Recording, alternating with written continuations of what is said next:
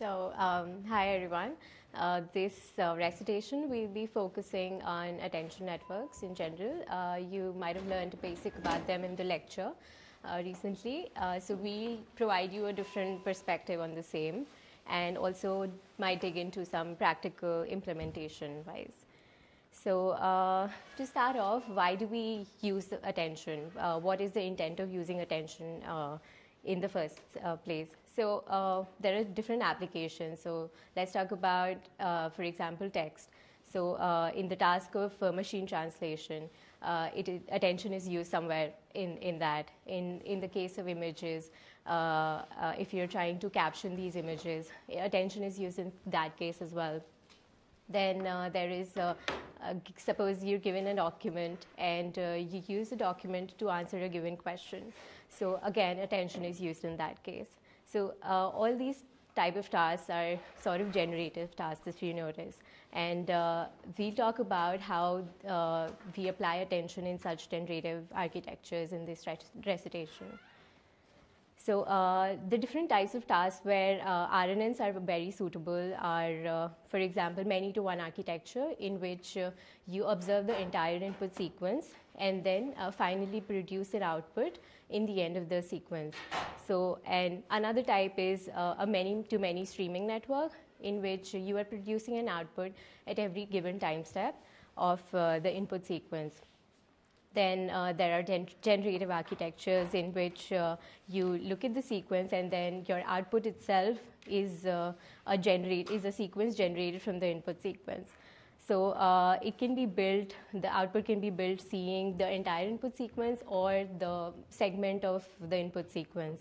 So RNNs are very useful for these different types of tasks, and attention comes into play in all these types of tasks as well. So let's say we have an RNN. What is it supposed to do? Like an RNN cell is supposed to look at the input, remember what was there in the input in the history of time, and also remember what was there in the past hidden states as well. So it's supposed to remember the past states and the entire input sequence, and for which RNNs are most suitable for. So in the same condition, we can say that any type of RNN network is conditioned on its input X. So and X can be the input as well. At the same time, it can be an encoding of X as well. So the concept of being conditioned on something means that the output of the network will depend on the input, not just the current time step, but also from previous time steps in the history of time. So and that can be done without adding noise, or by adding some noise, like different types of noise that we'll talk about later. So also it's not just limited to RNNs. CNNs can also be conditioned on, like if you think of a kernel window as the range of input, then CNNs are conditioned on the current pixel that we're looking at, the left pixel to it, the right pixel, and all the neighboring pixels around it in a small window. So that is what we mean by being conditioned on the input. So let's say we're given this, let's talk about encoding the input sequence now. Since we said that the RNNs or CNNs can be conditioned on the input or the encoding of the input, what does an encoding mean? So let's say we have a series of RNN cells of length t, and they are not expected to give any output. We're just using the hidden state at every time step. So if you're passing one input x1 to the first RNN cell, then you receive the first hidden state, and so on. You keep doing that for the entire sequence. And you're not expecting any output of the RNN. So what you get out of these hidden states is called the encoding of the input X at every time step. And we use this encoding to probably pass it on to another RNN network, which would produce a given output. So RNN networks are not just expected to be given one particular output for every input. They can be used simply as encoding networks also, and these encodings are used further down with other networks. In this case, the hidden state only encodes the information about the history of inputs. And the last hidden state is an encoding of the entire input sequence, if you see, since it is taking in the hidden states of previous as well and the input states as well. So, but since it is giving no output, you cannot really train this network by itself, since there will be no loss to compute, and you cannot backpropagate on that. So, so that's why it makes sense to use these as create an encoding out of the input and use that for a separate network, and then backpropagate and tweak the encoding that this created. So it works like you've created the encoding from one network, and then you're moving on and giving that encoding as an input to the other RNN network, which gives a particular loss, and then you backpropagate through the entire network and till this encodings to tweak these encodings. Yeah, there are various types of input sequences that you can use. You can simply pass in an encoding of the input sequence at every time step in the other RNN network that you're using. So for example, in the previous slide that we had, let's say we have created this entire encoding, and now this has to be used in another network. So how would the network be using this encoding? It might be required to, it might expect this encoding at every particular time step of that network, or it might have a case in which only first time step expects the encoding, and then some placeholder vector is being used for the remaining time steps. Another way to use these encodings is you just initialize the hidden states of the new network with these encodings. And then one last way of doing this is that you pass the encoded input sequence through a feed-forward network to further encode it to a particular sized vector, and use that output to initialize the hidden states of the entire network that is using the encoding. So let's talk about the first prototype of these type of generated networks that we'll be using in this recitation. This one first, so in this first network, if you see, we created the final encoding, which was the summation, which is the concatenation of, not just concatenation, I would say, which was the output of the last, which was the hidden state of the last cell. And when we use that encoding at every time step of the next network, like over here, both the input and the encoding are input to the RNN cell at every time step. And all these encodings are same based on the previous encoded sequence. So you use this to pass this encoding at every time step in this network, and what that means is every output in this new network will be dependent on the entire input that was encoded. So if you had a long input sequence that was encoded, and you're expecting to find different types of answers at every RNN at every time step, it would be looking throughout the entire input and trying to find or decode from the entire input. It would not be focused in any particular region. So what are the problems that we would face with such kind of a network? To start off with, the vector that we were using to encode the sequence will have to store the entire data of the sequence. So it can be variable in size depending on the input sequence. So we cannot fix the size of the vector. Then it's not just variable, but it can get very huge in the size as well. So and since the vector will become very huge because it is storing the information of the entire input sequence, it will be missing some information or having redundant information that is not useful for each and every time step of the next network. So and another thing is, if we just knew, like, how do we solve this problem? If we just knew what part of the input we need to focus on for that given time step of the output network. If we knew that, then we would be passing it only the set of vectors or set of encodings that are useful for that particular time step. So which is not what we are doing right now. So if we use a fixed vector to represent the entire information in all sentences, that again is a problem, right? It is missing out on important bits. So how do we encode that if every time step knew how to look at any particular region of the input sequence, how do we make it represent the important bits in the entire input sequence that would tell it that, look at this particular region of the input. So, but then we're using the same encoding for the output time steps in the previous case. So in real life, different part of the input sequences will be useful at some point. If you think of like a document, a Wikipedia document as an input sequence, and different questions, different queries are being made on that document.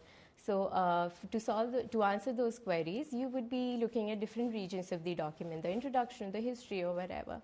So in real life, practical application wise, you would want to look at the specific regions of input. So then we come to our network prototype 2, which solves this problem. In this, we encode the entire input, which is conditioned on the hidden state of the output network. What does that mean? So we start off with first iteration of encoding the input network as it was done previously. Let's say we receive this orange cell as the first encoding. Then we pass it on to the output network, and we use the hidden state of the output network that is generated to reiterate and pass it again to the encoding network.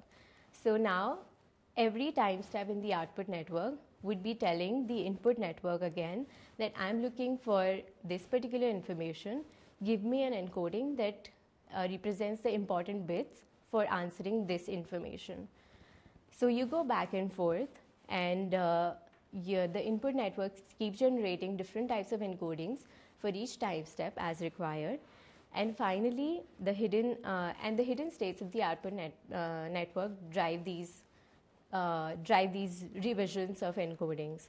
So finally, you will get an output that in every time step of the output network, you would be looking for different kinds of information, and you would be getting different encodings.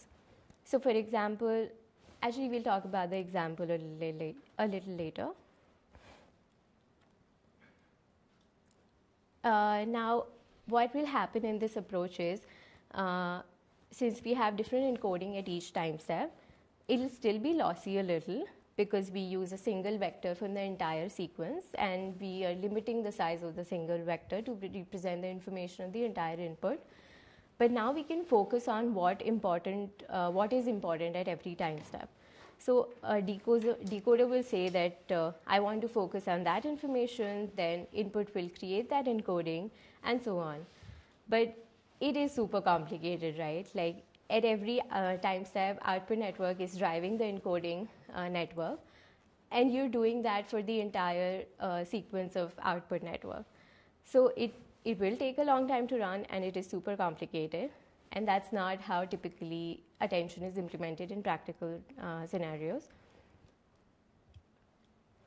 So we probably don't need the information about the entire sequence of the input.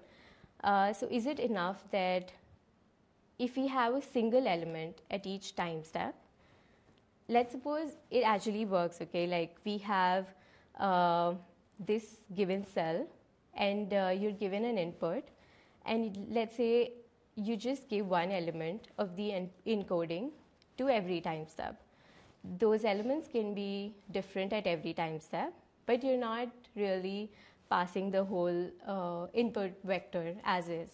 So here, let's say you're just passing a single element. We'll figure out how to pick out that single element to answer that question, but let's say that it actually works right now. So in case we're doing machine translation, this would be a very practical example to understand. Let's say the output network, output cell at timestamp 1 is asking for the date of birth in a document, then the input, encoding of the input would be expected to be just the date of birth region of the document. Similarly, if it is asking for the state in the document, then that would be the input to this. So, and so on. So that is what we mean by single element as the input encoding. We'll figure out how to fetch that single element, but let's say this actually works. Now, how do we come up with that single element? How do we figure out that where to look at in the input to give me one word that will solve this, that will be needed for this output cell? So let's say we have this input encoding, and the output cell generates a query based on this encoding and its own input. So the cell A takes as input the x0, which is its own input, and the encoding as well, and gives you the query, which will look up in the key representation of the encodings and give you a particular value in the encoding. So let's say our key representation looks like this. Every word in the input is indexed by one particular key. Let's say for simple case, these indexes are 1, 2, 3, which are the keys now, and these words are the values for that dictionary. So your output network is kind of querying into this dictionary to say that, what is the key that I should be looking for, give me the corresponding value from the input. So that is what we call a key query kind of a network, and it is a concept used in attention where you will be picking the input element whose key matches the closest to the query. So the output generated a query, and then query is looking for the most similar key to it. And as it finds the most similar key, it returns that particular input, which is used as the encoding eventually. So what is hard attention? Yes? I think I missed a couple of steps. What is the difference between the input x and the other input? Isn't x the input vector? X is what the output X might be a question, let's say in a document question kind of a task. X might be what is the place where person X was born. X is like the entire question, and the output network is supposed to answer that question based on the document, which is encoded by the encoding network. Okay. So this was like a rudimentary hard attention mechanism that we use in RNNs. So instead of doing an encoding, we compute attention from query to inputs, which is basically like finding the similarity between the keys and the values. And then when we find the similarity values, we pick the ones that are most similar. And we can also do that probabilistically by using Gumbel noise. And what is the advantage of doing that? That you do not have to train the encoder again and again like we were doing in part network 2. And now we know that the input vectors are already meaningful. So since we are querying based on what the output wants, what the output network wants to ask, but at the same time, it is not differentiable since you're taking the most similar value and just picking that, which might be different at every time step. So this makes the network not differentiable, and if we change the query a little bit, we do not change the element that we need to add to that attention at all. So we cannot really use this mechanism practically. It's like very completely discrete, okay? Either this one's most similar or not, and there is no middle ground. So that's why you cannot differentiate it if you're confused about how this is not differentiable. So if we do this wrong, we might not have enough information being passed ahead to the rest of the sequence. So example, in an image case, you compute attention from query to each pixel of the input. So query would be corresponding to looking for one pixel in the input. But does one pixel in the image give you enough sufficient information to answer a particular question or to caption the image or anything? Does one pixel represent the entire image? So it does not, right? Image is made of very redundant pixels, and you might have to look at a very large number of pixels to find out, to understand what kind of object is present in it. So that's why if enough information is not being captured at every output cell, then you're not really doing anything meaningful throughout the entire sequence as well. So that's why we come to the concept of soft attention. Soft attention is like the easier way. Instead of selecting the most similar element, we can compute the similarity the same way and somehow combine the information about our input into a single vector, and that's what we call a soft attention. So earlier we were doing that, take the most similar key to the given query and give me that, return that input. Now what we're doing is we're taking a set of the most similar keys and extracting the input for that. And so this can happen just by using matrix multiplications, vector dot products, and that's how it becomes differentiable. So we choose all of these most similar set of inputs and with a high similarity score and return that to the output. Now, also after doing a similarity score, let's say we were going back to the point where our query asked the keys that give me a very similar set of keys. It returned a set of similar keys, and then those keys were used to index the inputs in the input sequence. Now you have the inputs in the input sequence.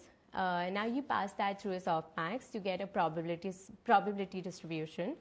And having that, you weight the average of this probability distribution. You compute a weighted average of this probability distribution to pass it to your output network.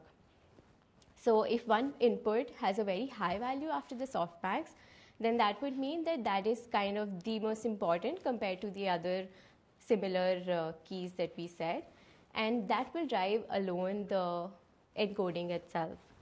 So after softmax, it'll be still be representing the final weightage of that input in the given corresponding to that given query. So when we compute the softmax and we take the weighted average of the probability distribution, this step is called fusing the vector, in which you will get a vector which contains all the keys that are all the input values that are relevant to the query, but with a weighted average, and you combine them into one set of vector, into one set of sequence that will be input to the output that we use as encoding to the output network. So it is similar to that one element case, but it will still have a high attention score, like for example, it was looking for a place, the output cell is looking for a place in the input, then let's say your most similarity score, or after computing the softmax, you get corresponding inputs from the document which represent the venue, the city, country, and date, and other types of inputs. So in that case, the place will still be weighted more and can be used as an attention score. So how do we get the useful information from each time step? How do we know that we have it? How do we assign that case? Since we were taking the weighted average of the entire set of similar keys that we found, how can it go wrong? Let's say we have words like late, costly, annoy, sadly, which all correspond to a certain type of emotion, and we're trying to do sentiment classification here. So if it's taking the weighted average, it will get you something like this, which is a nonsense output. So we need a particular representation of this kind of input, and let's say we represent them with different types of colors. So annoy is red in color, and other types are very different colors representing those type of words. And the resultant color that we get gives you the final representation that actually is meaningful weighted probability. So the whole point is that why we're moving on from encodings was for the hard attention was so that we do not have to use encoding, and because a single vector from the input is generated to be meaningful. But if we don't do averaging, and then that was if we don't do averaging, but if we do averaging, we could result with something that is not meaningful. So how do we solve this problem? We come to network prototype 4, in which this diagram is using soft attention mechanism. And if you see, you create the encoding of each element in the input sequence, and use that as the value of the key value dictionary that you had initially. And then you can use this similar to the previous network that we said, that you can use a one-on-one network or a convolution or a recurrent network to compute the encodings and use them further. So all you need is just one encoding for each time step.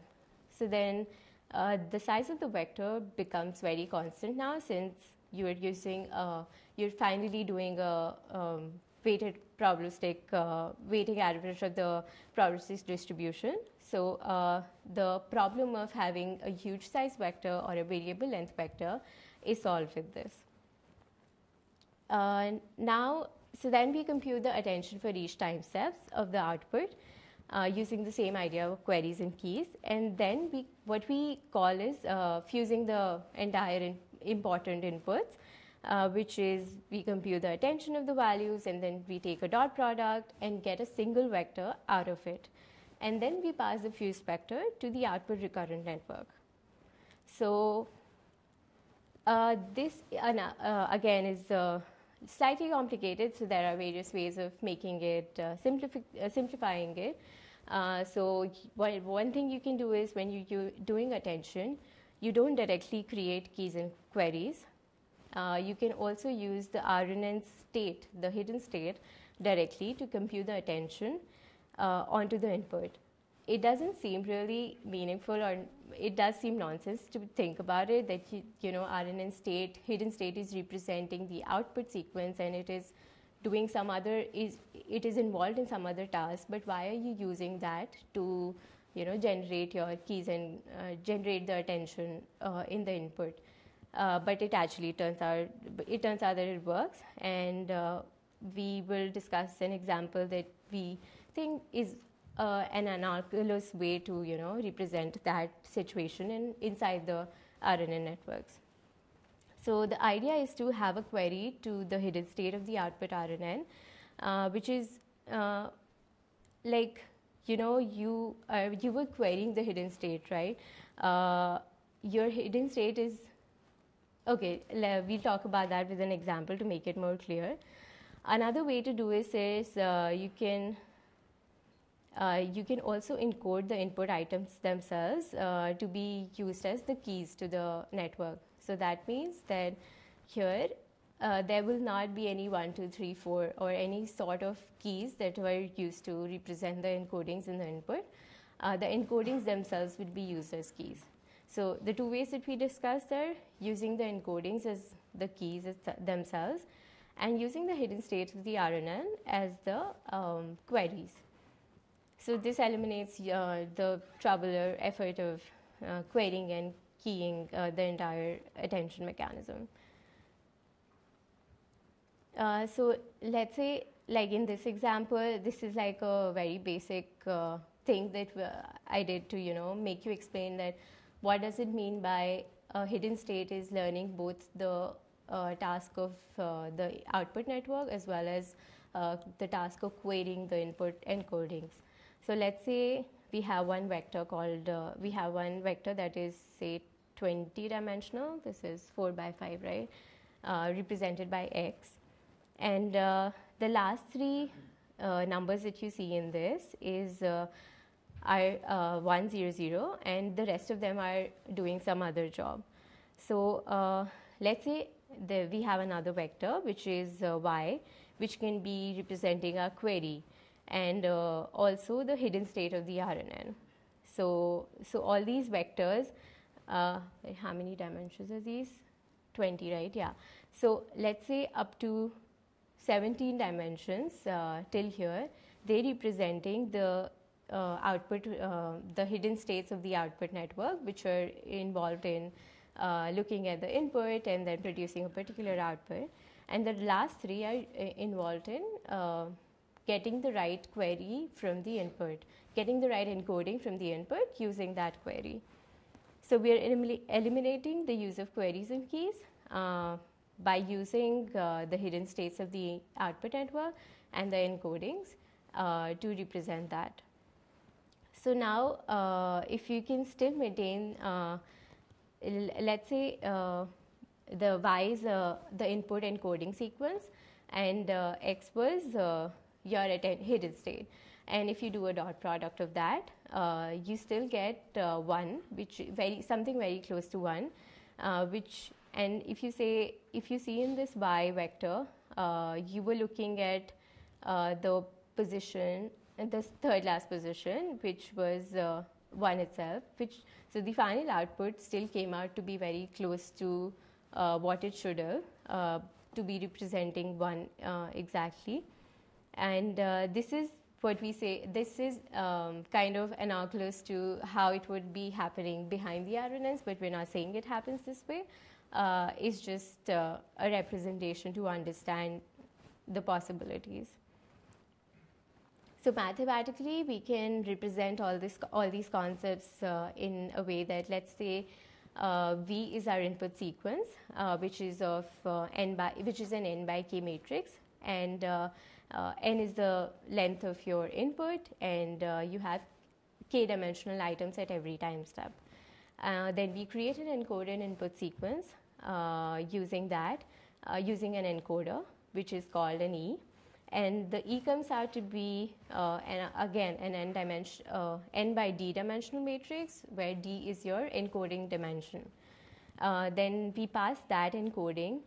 We take a dot product of that encoding with our hidden state at the output network. And on that dot product, we take a softmax, as we talked about, to create the attention values. The softmax of these of this dot product is supposed to produce the attention value, and this attention value is then passed to the output network, and along with the dot product of the encoded sequence, the attention value, we get the input that we would be focusing on. So with that portion of the input and along with that hidden state, your output network gives out the next hidden state. So, but if you think about it, soft attention is a way to look at the entire sequence and decide what is more important for a given task, right? But soft attention is not the way humans think. Humans do not look at the entire document or do not look at the entire sequences of events to figure out what they want. They generally go in a sequential manner, right? That we look at a particular region, then we lead our way to the next region, that, okay, I'm looking for, okay, this document talks about, what is the title of the document? It talks about something, some place, right? Okay, I'm looking for the population of the document. So you go sequentially and focus on different regions of the document, of the input series, naturally, like that's how humans do. So we focus our attention selectively, we can say that, and acquire information that may direct our attention further. So another way, so we similarly, how can we use hard attention to solve that? So RNNs in general, which process the input sequentially, attending to different locations within any type of input, let's say images or video frames, one at a time, and they incrementally combine the information from these fixations to build up a dynamic internal representation, right, of the scene. So RNNs are meant to do that. They go through the entire input sequence and give you a very dynamic representation of the input of the entire scene. And how can you use that? Can you possibly formulate the problem of heart attention using a similar sequential decision problem, the way probably RNNs and CNNs do in general? And can you come up with a method that uses the attention based on past information and directs the demands of the task? Let's say if you have the attention, if you have the previous information that you attended to, and you use that previous attended information to drive on what to attend next. So can attention be sequentially directed? So there is one paper about it which came out in 2014, and that does a good job of using heart attention sequentially to solve the decision problem. So Danish will talk about the state of the art and what's cool right now, and yes, you can take over from this.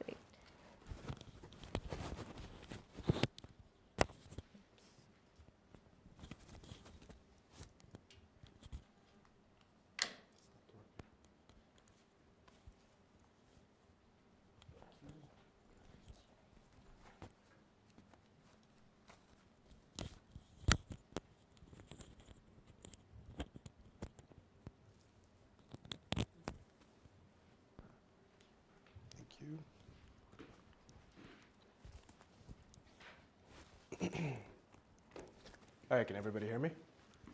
Okay, sweet. So just a quick recap of everything Simral was talking about regarding attention.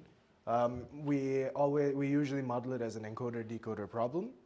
The encoder, the goal of attention is to compute like a weighted average of the input, where at every step of the output, we have a higher weight for the most relevant input sequences.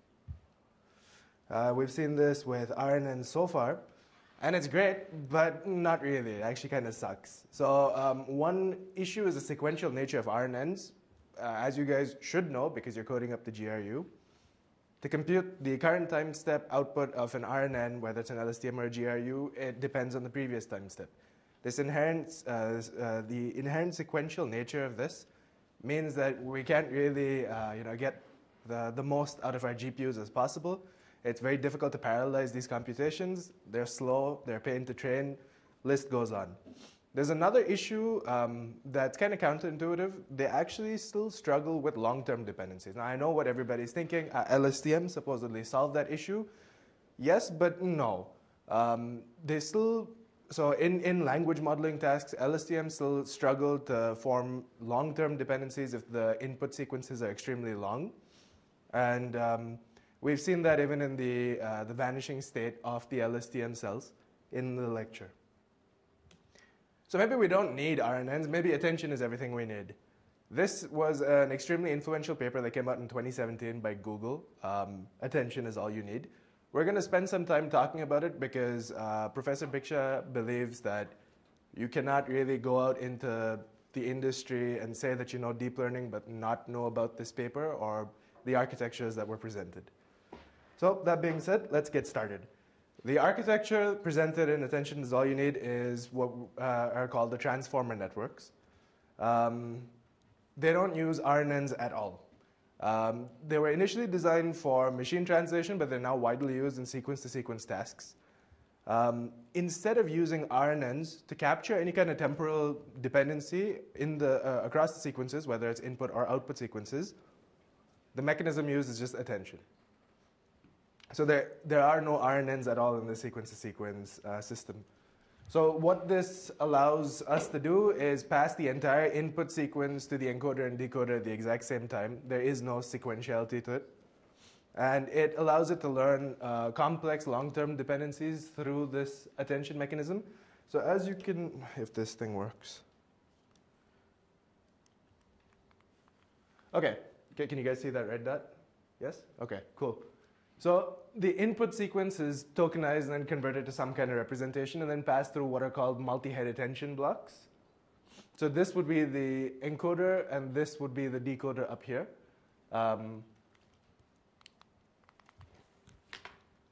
So let's get into a bit of detail regarding this multi-head attention block. So the sophisticated attention mechanisms that they use to capture the dependencies, it's multi-head attention. As Simral said, the attention mechanism computes the relative importance of a set of values based on keys and queries that come from the decoder. Traditionally, these keys and values are the encoder's hidden states, and the query comes from the decoder or the decoder's hidden states. What multi-head attention, the multi-head part of multi-head attention, comes from the fact that attention is not applied once on the input sequence. Instead, it's applied multiple times. Each of these heads of attention that are applied have their own unique parameters. So they'd have their own weight matrices, etc. Typically, people use like 8-headed attention. So there are 8 different levels of attention being applied on the same sequence. The idea here is that every head of attention is capturing one specific type of dependency, right? So if you think of this as a machine translation or an NLU type task, each head of attention captures a very different type of relationship between words in your sentence or tokens in your sequence. Typically, people use like eight heads of attention. So as you can see here, oh God, it's so blurry.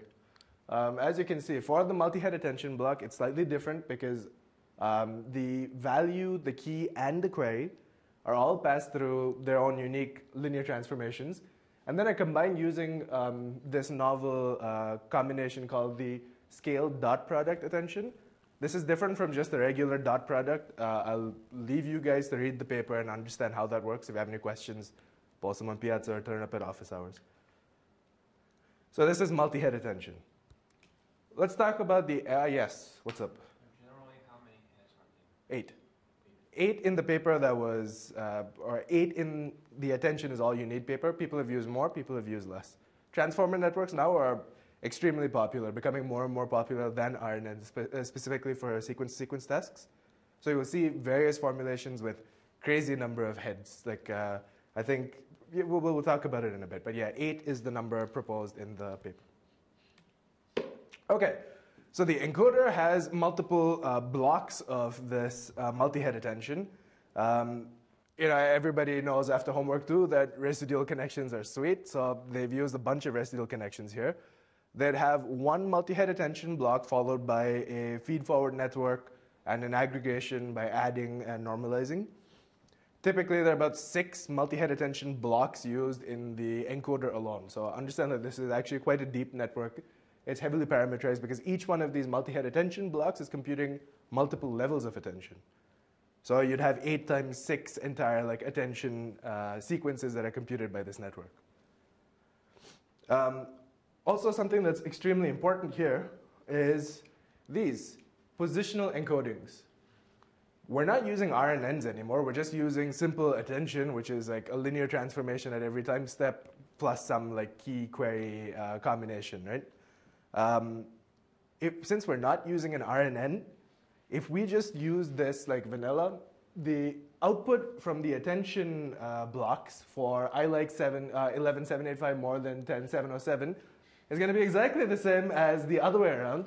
And we know one of them is nobody's going to ever say that one. So instead, we use positional encodings, which it's a function that's computed based on the actual input index of each element in the sequence. There's a complicated function that they use. They actually map it to waves of different frequencies. It's complicated. We can talk about it offline. But the idea is that you explicitly add to the input some embeddings or encodings that let the network know which index this input came from. Any questions so far about anything I've said so far? No? Cool. Okay, the decoder architecture is extremely similar to the encoder's architecture. The input that it takes right at the bottom here are the output encodings. Now, if this was a machine translation, so remember, this is sequence to sequence. If this was a machine translation task, the output encoding, the output embeddings would be the outputted sentence so far. If this is the first time step, then you'd use like a start of sentence symbol. If we're halfway through, then the output embeddings would be what we've seen so far, so that the decoder has some context to generate the query to the encoder. What's interesting here is that they use a masked, so blurry. They use a masked multi-head attention instead of the regular multi-head attention. This is the same as the multi-head attention, except it allows you to, during training, block attention values from seeing future output symbols. Because obviously we don't want that. That's some kind of leakage in the training, right? If we're training it to predict the output at time step t, it shouldn't see the output at t plus 1, right? For machine translation, yes, but we'll talk about it at the end of this presentation. There are like hacks. Okay, the query is generated by multiple blocks, again, res blocks of this multi-headed attention. That's the query. The query gets generated here, and there are multiple blocks of these, multi-head attention and the masked multi-head attention. The keys and values from the encoder are combined with the query that's generated at the decoder to produce our new representation of what we're going to output at this time step. So we just put it through a feed-forward network, a linear projection followed by softmax, and now we've got the output probabilities at time step t. Right? That makes sense? So let's look at literally a big picture. This is how the entire system looks. We've got the input sequence that's also, like, we add the positional encodings to the input sequence, and we compute some kind of keys and values. This is done through stacked residual blocks of multi-head attention. At the same time, the output so far is also encoded with the position, and it's passed through the masked multi-head attention to produce the queries for this current time step.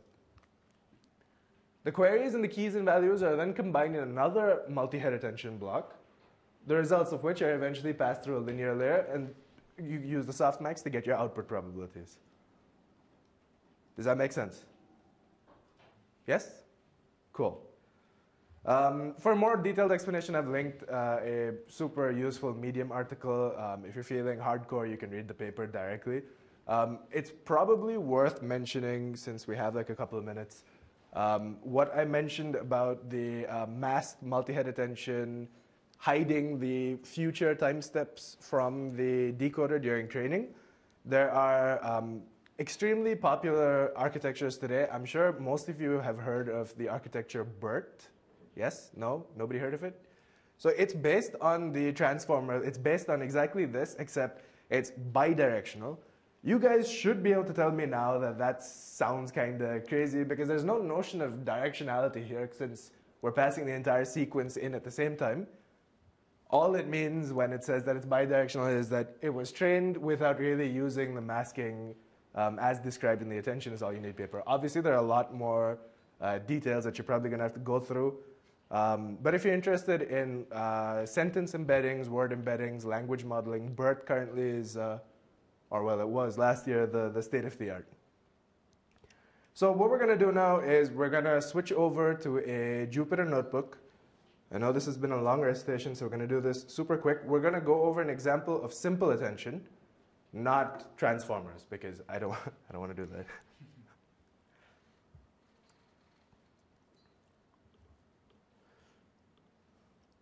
Alrighty.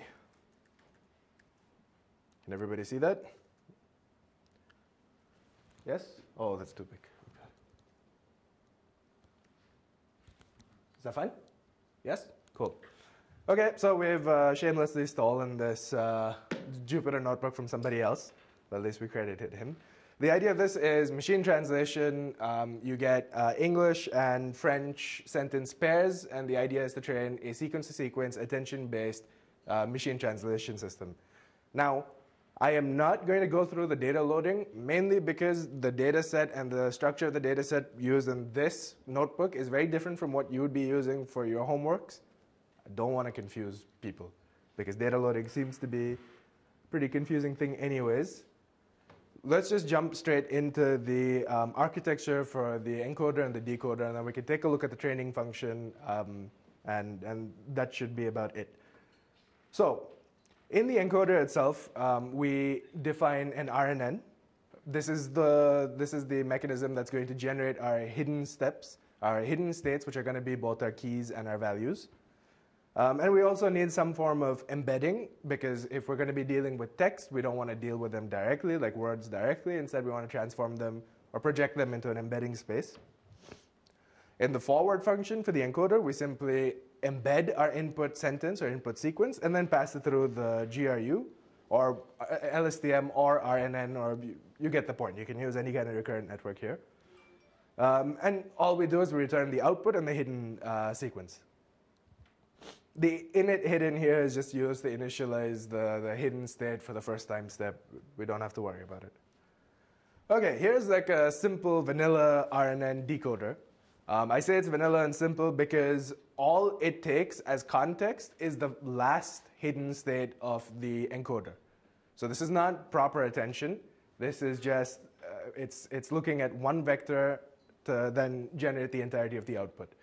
Do you think that's going to perform well? Probably not. Very famous quote at, I think, a 2014 like NIPS workshop. You can, I probably can't say this quote here actually, now that I think about it. But you cannot stuff the entire, the meaning of an entire sentence into a single vector. It doesn't make sense, right? If the input sequence is a long French sentence, just using one fixed length vector of the last time step of the encoder doesn't make sense for it to have all of the information condensed into that one vector. Nonetheless, if you wanted to do it that way for some reason, this is how you would do it. You would have your decoder RNN, which in this case is a GRU. We'd have an output linear layer to project it back into the output probabilities or the word probabilities. And of course, the softmax to make sure that they are probabilities. We also define an embedding layer. Now, why do we define an embedding layer here? Remember that the decoder will take as input two things. One is going to be some kind of representation from the encoder. In this case, it's the last time step. But it's also going to have to look at its current state of what words it has seen or what words it has generated so far. So that's also a sequence that it's going to be taking as input. So we use the embedding layer here to convert or to embed the words that it has produced so far, the outputs, the previous outputs at previous time steps. That's it for the vanilla RNN. You pass it through your GRU and simply generate the output by projecting it through a linear layer, taking the softmax. That's your word probability at the current time step. Now, if you want to use attention, things get a bit more involved, but as you can see, that's not so bad because we've kind of hyped up attention as being like this beast or whatever. So it's nice to see it in a pretty condensed implementation, right? So we don't have to change anything in the encoder because the encoder still is producing hidden representations at every time step, and we will use those as our keys and values in the attention. So the only thing we need to change is the decoder so that it can make use of that entire sequence of hidden values. So what do we need? Okay, first thing we need is an embedding. Why do we need the embedding? Can anybody answer me so I know people are alive? Because we need to embed the output sequence so far. Yes? Makes sense, because the decoder has to take as input the sequence of words that it's emitted so far. So we use the embedding to embed those words that it has said. We then define our attention function as simply being a linear layer that would combine the keys and the queries. Yes, keys and queries. I think in this situation it's self-attention where the queries and the keys and the values are the same thing. You hear that used a lot. In networks like this, it's usually simpler to model both the key and the value as just being the hidden state of the encoder RNN. Right, and then you'd need a GRU again because this is the decoder is a sequence. It's going to be doing a sequence processing task. We need the GRU so that it's able to maintain some form of temporal dependencies. And again, for the output, we just have a linear layer to project it back into class probabilities or word probabilities. The forward function is pretty straightforward. First thing we do is we embed the input or the output so far, which is the input to the decoder. We apply some dropout on it if we're training. We then compute our attention weights by concatenating the embeddings, the previous embedding of the decoder, which is the query, right? Yes? No? Okay. The previous hidden state of the decoder, which is the query, and the hidden state of the encoders, which are the key value pairs. We then pass them through our linear layer that we define for the attention and the attention combination to get, and then pass it through a softmax to get our entire attention vector. The output is then going to be the current time step or the current embedding multiplied with our attention vector. And then we simply pass this through our GRU to then get the output, which was going to be projected through a linear layer and then pass through softmax, and that's our output probability for time t. There are a couple of...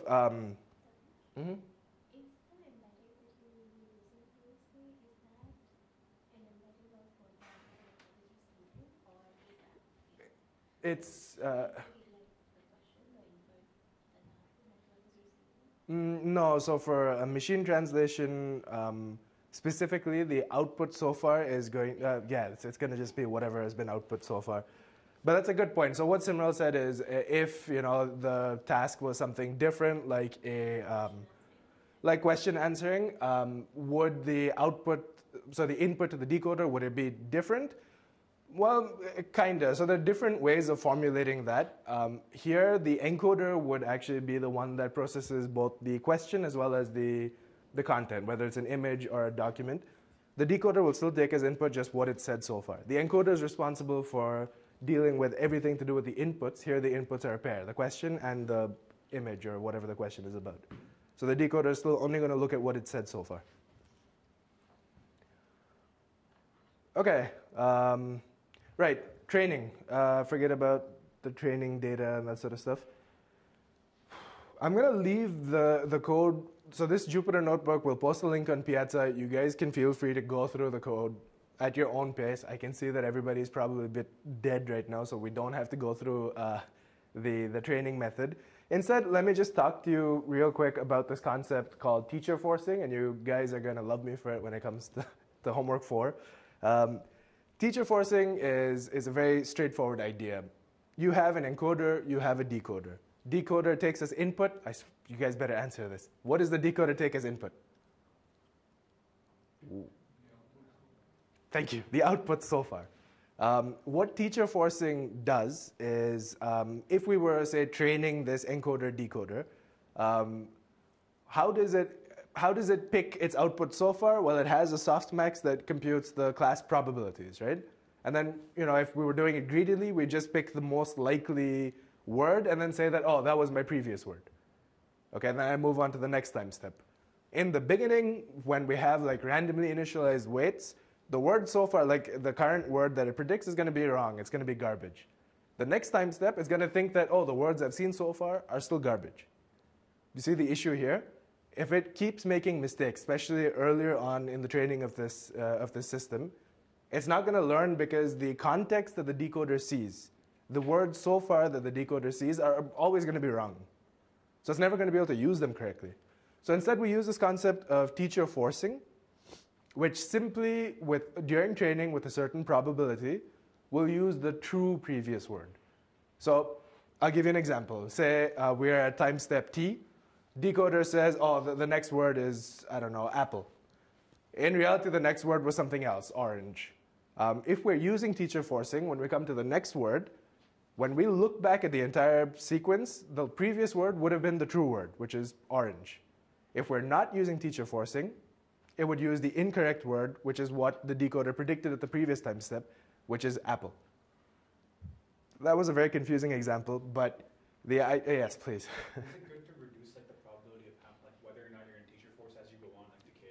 Exactly. So the idea is to set up a schedule where you slowly start reducing the teacher forcing so that you can force your network to get used to seeing itself make mistakes and learning how to correct from those at previous time steps.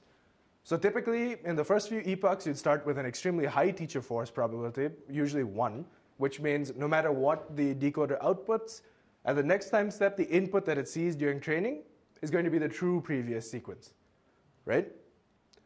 Towards the last few epochs of training, you'd want to set teacher force super low, like almost 0. Why? At this point, the network should know, given the correct context, how to produce the correct next output, right? So now we want to force it to continue doing that using its own outputs. That way, when it makes a mistake, it's able to learn how to recover from small mistakes that it has made in 1 or 2 time steps. That's the concept of teacher forcing. Without teacher forcing, you will not be able to finish homework 4. Yes? Why not just use the true output for every time? Every single time? Then the issue that you run into is when your network inevitably makes a small mistake, everything after that gets completely broken during inference. Because it hasn't ever seen incorrect symbols and then the correct symbol that follows them, right? So if it makes a mistake and says that, the word at this current time step is apple, but it shouldn't have been, at the next time step, and say this is during testing or inference before you submit the Kaggle or whatever, right? You don't have the true labels anyways, so you can't even verify. So the network is going to see the previous word that it outputted, and it's just going to spiral into garbage after that. Because it's never seen any way to correct itself from small mistakes that it's made. So that's the idea of teacher forcing. In practice, it's extremely easy to implement. It's like 5 or 6 lines in PyTorch. You just have a flag in your model, and that's about it. Here you go. So this code gives you examples of using teacher forcing and without teacher forcing. It's a very nice program written by somebody else. Here's a quick question, since everybody's paying so much attention.